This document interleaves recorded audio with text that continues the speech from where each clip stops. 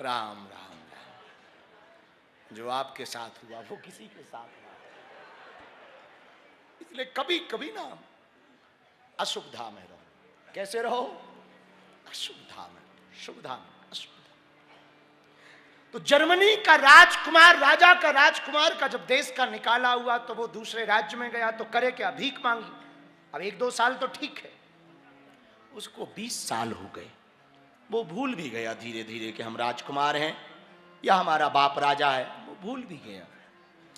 इधर राजा का बुढ़ापा आया तो राजा ने अपने मंत्रियों को कहा कि कैसा भी है तो हमारा बेटा, वो बहुत पहले निकाल दिया था, अब तो उम्र उसकी 40-42 साल हो गई होगी, अब तो शायद उसको कुछ समझ आ गया होगा, बुद्धि आ गई होगी, और एक काम करो, मेरे मरने के पहले मैं चाहता हूं कि उसको युवराज बनाऊं, और भला जैसा भी है तो खून वही बनेगा राजा, दूसरों के बनने से तो बेहतर है कि वो बने, तो जरा खोजो। तो मंत्रियों की टोली राज्यों में खोजने निकली। कई महीनों बाद उसको खोजा गया तो एक मॉल के बाहर भीख मांग रहा था, और भीख मांगता हुआ खड़ा था कि मंत्री गए तो मंत्री पहचान गए, और वो भी पहचान गया, 20 साल की उम्र में निकला था तो याद था, वो भी पहचान गया।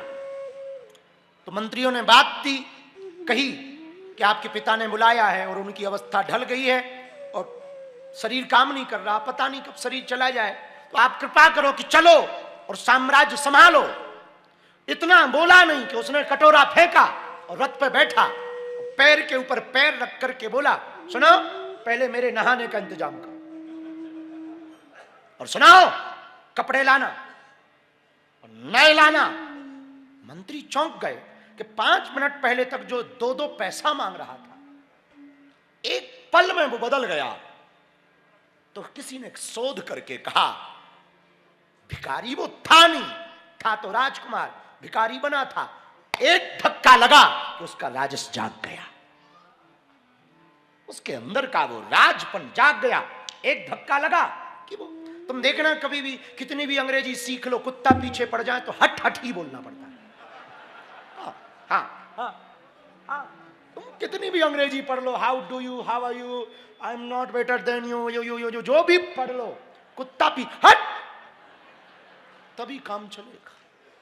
और एक बात और, हमारी एक्सपीरियंस की हुई, खुद की एक्सपीरियंस कहते हैं, अंग्रेजी ठीक है जिंदगी, हाँ, हमारा अनुभव किया हुआ। आदमी जब भी गुस्सा में गाली देता है अपनी भाषा में देता है, हाँ, कितना भी वो ज्ञानी हो जाए, कितना भी वो ज्ञानी हो जाए, जब भी वो गाली देगा ठठरी के बल,